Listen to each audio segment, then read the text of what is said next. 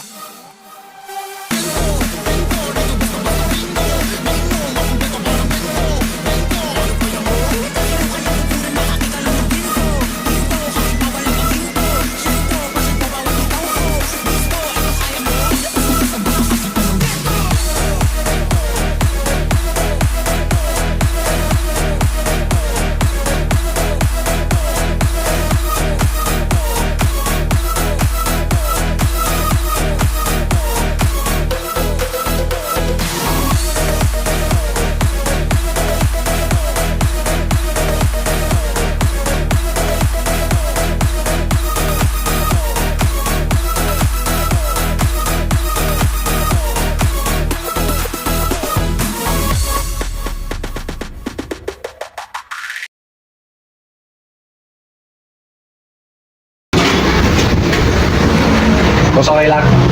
Okay lang. Tingnan natin. Testing.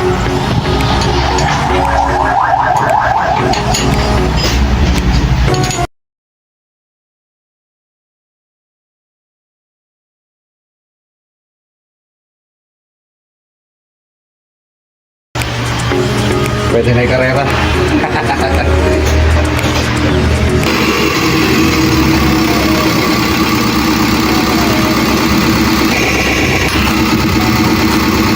Hindi na kung liwal. Kasi pag mga 450 to 500, dapat hindi ka siya bubuga. Kung hindi mo gagasan, para siya bubuga. Kasi pag bubuga pa rin, halimbawa ganyan pa rin siya, naka 500 na, 5 yan pag pinabit sa makina. Yun.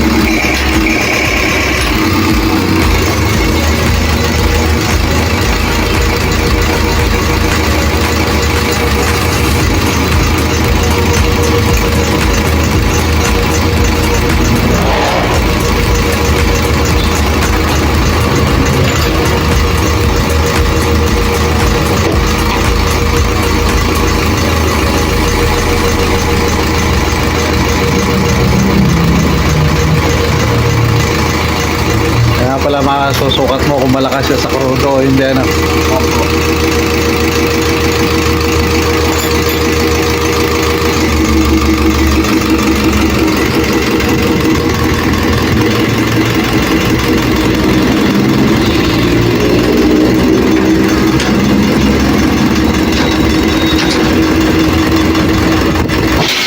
Kasi ito malalaman kung tumatagas pa o ano. Kasi para din siya nasa makina eh. Parang nakasalang na siya doon sa kwan, ano. Opo, yan talaga ang calibrating machine. Calibrate na talaga. Yan normal lang pag umaandar siyang ganyan, naka minor. Opo, ayan, minor yan. Okay lang ganyan. Yan na po ang pinaka-minor niya sa makina. Ayun na. Kaya rin na kung minor, dos.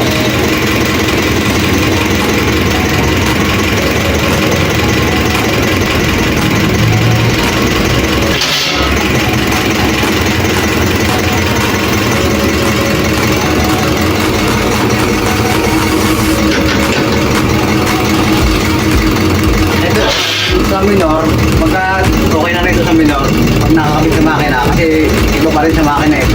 Kaya pwedeng minsan nag-a-adjust, minsan okay naman. Yun pala yun. Doon napapasok si yung timing. So, hard dos yan. Okay guys, hanggang dito na lang ang ating video. Maraming salamat sa inyong panonood. Bye-bye!